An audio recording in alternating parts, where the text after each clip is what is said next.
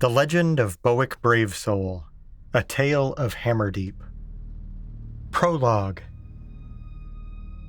The Hammerdeep Mining Complex, Level 13. The murmur of excitement could not at first be distinguished from the rhythmic chatter of pick on stone, filling the various exploration tunnels that branched off from the principal cavern of Level 13.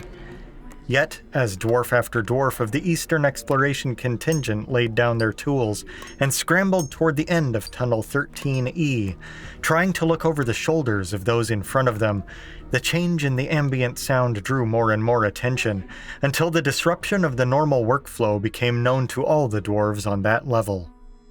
"It's hollow," the voice of one dwarf lilted above the murmuring chatter. "A cavern? Nay, a tunnel," said the foremost dwarf, an older, more experienced miner named Grimafal. "Underground riverbed?" Grimafal turned, with a quick shake of his head and a gleam in his eye. "Nay, a vertical tunnel." "A what?" There was more scrambling from behind, and Grimafal stepped aside, saying, Look for yourself. But that's not the best part. Looky here." He brandished his lantern, holding it out through the opening he had dug into Tunnel 13E's sidewall. Those dozen or so dwarves immediately behind him could all see what lay beyond, a wall about 9 fathoms away, and gaping darkness descending through the floorless space beneath. But what drew their attention was the sight of tiny pinpoints of light glittering endlessly in the exposed walls of the vertical shaft. "Gaminy!" one of them whispered, and others voiced similar awestruck acclamations. "That's right, my friends," said Grimafal. "A volcanic cone, complete with diamonds."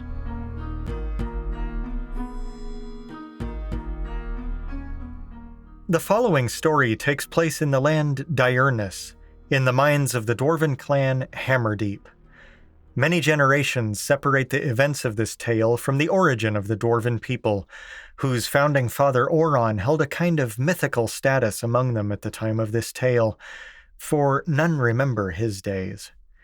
Little history was passed down from that time, save in fragments of archaic tales and songs, most notably those of the dwarven sage Tormengar, and iconic proverbs such as the Fire of Oron, which fire the miners and metalsmiths of Clan Hammerdeep claim has burned unceasingly in their caverns since Oron's time, but this claim might be considered dubious given the lack of clear records extending back to those days. Some think that a terrible, cataclysmic event took place following the days of Oron, a tragic event that the dwarves seem to have blocked out from their histories, memories, and traditions. Of a certainty, at least, it is known that the latter days of Oron had been a golden time for dwarves, expanding their domain across the most rugged of the mountain lands of Diurnus. Feats of legend showed the courage and adventurous spirit of the dwarves, and established their reputation for undauntedness of character. Since Oron's time, however, the dwarves fell into a slow decline, even as other races in the fertile surface lands of Diurnus continued to grow and develop. Largely, this was because the dwarves tended to isolate themselves more and more in the rough, mineable hills and mountains, becoming ever constricted in their narrow fields of knowledge, whereas the other races tended to intermingle with one another and profited from common wisdom and trade. The following story recounts a time of significant change, a turning point, a disruption of the isolated caving in of the dwarves, which ultimately led to a new strength within them as a people, crowned by the immortally recognized Clan Hammerdeep, of whose rise to power many bardic legends speak.